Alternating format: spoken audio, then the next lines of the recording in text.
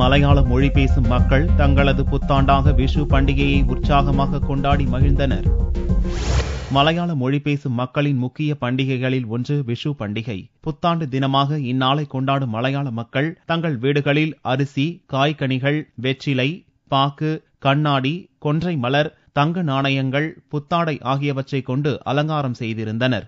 அதிகாலை எழுந்து விஷு கனியை முதலில் கண்டுவிட்டு பின்னர் அனைவரும் இறைவனை வழிபட்டனர். மலையாள மக்கள் அதிகம் வசிக்கும் கோவையில் இப்பண்டிகை சிறப்பாக கொண்டாடப்பட்டது. முன்னாடி நாள் வந்துட்டு நாங்கள் இந்த மாதிரி நிறைய ஃப்ரூட்ஸ் இதெல்லாம் வச்சு நாங்கள் நிறைய டெக்கரேஷன் பண்ணுறோம். எஸ்பெஷலி குக்கும்பர், ஜாக் ஃப்ரூட் இதெல்லாம் வச்சு நாங்கள் நிறைய டெக்கரேஷன் பண்ணுவோம். அதுக்கப்புறம் மிரர் சைடில் வைப்போம். குழந்தைகள் விஷு கைநீட்டம் எனும் பணப்பரிசுகளை பெரியவர்களிடம் பெறுவதோடு அவர்களிடம் ஆசையையும் பெற்றனர். கோவில்களுக்கு சென்றும் மலையாள மொழி பேசும் மக்கள் இறைவனை வணங்கி ஒருவருக்கொருவர் வாழ்த்துக்களை பரிமாறிக்கொண்டனர்.